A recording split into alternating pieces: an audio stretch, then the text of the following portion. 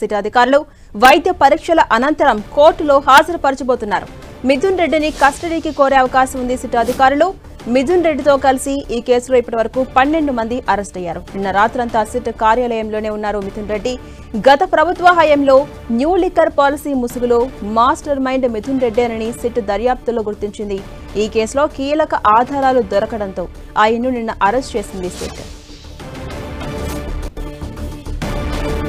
మరి కాసేపట్లో ఎంపీ మిథున్ రెడ్డికి వైద్య పరీక్షలు నిర్వహించబోతున్నారు. అనంతరం జడ్జి ముందు హాజరుపరచబోతున్నారు. మిథున్ రెడ్డిని విజయవాడ ప్రభుత్వ ఆసుపత్రికి తీసుకెళ్లబోతున్నటువంటి సిట్ అధికారులు వైద్య పరీక్షల అనంతరం కోర్టులో హాజరుపరచబోతున్నారు. అదేవిధంగా మిథున్ రెడ్డిని కస్టడీకి కోరే అవకాశం కూడా కనిపిస్తోంది. సిట్ అధికారులు మిథున్ రెడ్డితో కలిసి ఇప్పటివరకు ఈ కేసులో మొత్తం 12 మంది అరెస్ట్ అయ్యారు. నిన్న రాత్రంతా సిట్ కార్యాలయంలోనే ఉన్నారు మిథున్ రెడ్డి. నిన్న 7:30 గంటల పాటు అనేక కోణాల్లో విచారించారు, అనేక ప్రశ్నలు సంధించారు మిథున్ రెడ్డిపై. గత ప్రభుత్వ హయాంలో న్యూ లిక్కర్ పాలసీ ముసుగులో మాస్టర్ మైండ్ మిథున్ రెడ్డి అని గుర్తించింది సిట్ బృందం. ఈ కేసులో కీలక ఆధారాలు కూడా దొరకడంతో ఆయన్ను నిన్న అరెస్ట్ చేసింది సిట్ బృందం.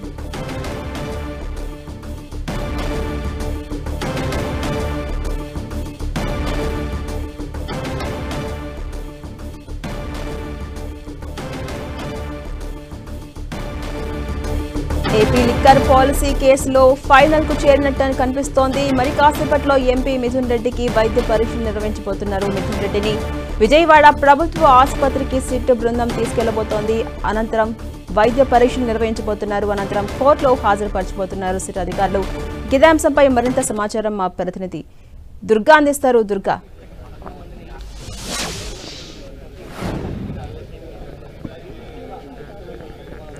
లిక్కర్ కేసుకు సంబంధించి కీలక నిందితుడిగా ఉన్నటువంటి మిథున్ రెడ్డి మరి కాసేపట్లో సిట్ కార్యాలయం నుంచి ప్రభుత్వ ఆసుపత్రికి తరలించబోతున్నారు. 10:30 తర్వాత ఇక్కడి నుంచి ప్రభుత్వ ఆసుపత్రి తీసుకెళ్లి వైద్య పరీక్షల అనంతరం ఏసీబీ కోర్టులో ప్రవేశపెట్టబోతున్నారు. అయితే మిథున్ రెడ్డి ఈ లిక్కర్ కేసుకు సంబంధించి కీలకమైనటువంటి నిందితుడిగా సిట్ పేర్కొంటుంది. దానికి సంబంధించినటువంటి రిమాండ్ రిపోర్ట్ను కూడా ఇప్పటికే సిద్ధం చేశారు. 10:30 తర్వాత సిట్ కార్యాలయం నుంచి ప్రభుత్వ ఆసుపత్రికి తీసుకెళ్లబోతున్నారు. అయితే మరొక పక్క ఈ కేసుకు సంబంధించి మిథున్ రెడ్డి అరెస్ట్ లో కూడా పలు కీలకమైనటువంటి విషయాలను ప్రస్తావించారు. ఏదైతే అరెస్ట్ నోటీస్ ఇచ్చారో దానికి సంబంధించి ఈ కేసుకు సంబంధించి పూర్తిగా Mithun Reddy ఆదేశాలతోనే A1, A2, A3 అంతా కూడా కార్యకలాపాలు నిర్వహించారంటూ కూడా సిట్ అధికారులు పేర్కొన్నారు. దీంతో పాటు A4 గా మిథున్ రెడ్డి ఉన్నారు కాబట్టి ఆయన రిమాండ్ రిపోర్ట్ లో పలు కీలకమైనటువంటి అంశాలు కూడా ప్రస్తావించబోతుంది సిట్ అని చెప్పాలి. ఎందుకంటే ఏసీబీ కోర్టులో మరి కాసేపులో ప్రవేశపెట్టబోతున్నారు కాబట్టి ఇప్పటికే ఈ కేసుకు సంబంధించినటువంటి ప్రిలిమినరీ ఛార్జ్ షీట్ కూడా ఆల్రెడీ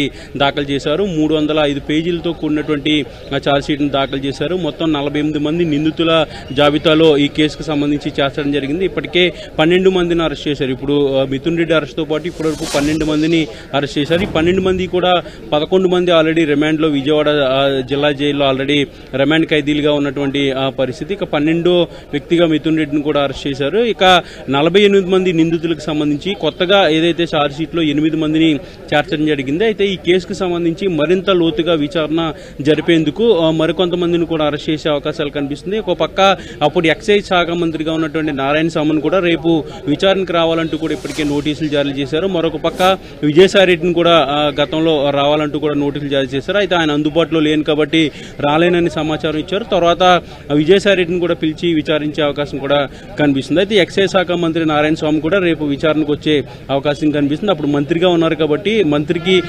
సంబంధించి ఏదైనా ఆధారాలు ఉన్నాయా, లేదంటే మంత్రికి సంబంధించినటువంటి వ్యవహారం ఏదైనా ఉందా అనే దానికి సంబంధించి కూడా సిట్ అధికారులు తెలుసుకోబోతున్నారు. అప్పుడు దానికి సంబంధించి ఎవరైతే ఈ కేసుకు సంబంధించి అయితే ఎవరైతే లింక్స్ ఉన్నాయో ఆ లింక్స్ లో ఉన్నటువంటి ప్రతి ఒక్కరిని కూడా విచారించి సాక్షులుగా ఉన్నటువంటి కొంతమందిని కూడా సిట్ అధికారులు విచారించి మొత్తం 305 పేజీలు ఛార్జ్ షీట్ ను ఆల్రెడీ కోర్టులో ప్రొడ్యూస్ చేయడం జరిగింది. ఈ రోజు ఆ ఛార్జ్ షీట్ కి సంబంధించినటువంటి విచారణ కూడా ఉండే అవకాశం కనిపిస్తుంది. అయితే ఏసీబీ కోర్టు ఈ రోజు ఆదివారం కాబట్టి ప్రత్యేకంగా జడ్జి కోర్టుకి వస్తానని పోలీసులకు ఇప్పటికే సమాచారం ఇవ్వడం జరిగింది. 10:30 తర్వాత నేరుగా సిట్ కార్యాలయం నుంచి ప్రభుత్వ ఆసుపత్రికి మిథున్ రెడ్డిని తరలించి అక్కడి నుంచి నేరుగా ఏసీబీ కోర్టుకి మిథున్ రెడ్డిని సిట్ అధికారులు తరలించబోతున్నారు. అయితే కేసుకు సంబంధించి చాలా స్పీడ్గా ఇన్వెస్టిగేషన్ అయితే సిట్ అధికారులు చేస్తున్నారని చెప్పాలి. ఛార్జ్ షీట్ను కూడా 90 రోజులు పూర్తయింది కాబట్టి ఛార్జ్ షీట్ను ఆల్రెడీ దాఖలు చేశారు. ఇక మరొక ఛార్జ్ షీట్ను కూడా దాఖలు చేయబోతున్నాం, సెకండరీ ఛార్జ్ షీట్ కూడా ఉండబోతుందంటూ కూడా ఇప్పటికే కోర్టుకి అధికారులు చెప్పారు. అయితే ఈ ఛార్జ్ షీట్ లో ఎక్కడ కూడా కీలకంగా ఉన్నటువంటి ఇప్పటివరకు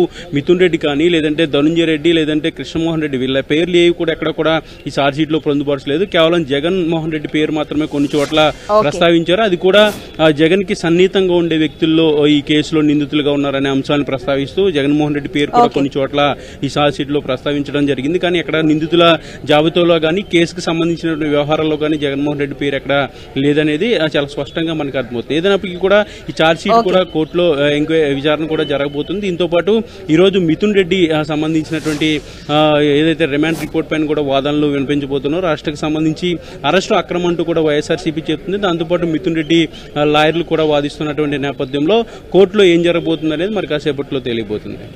థ్యాంక్ యూ దుర్గా.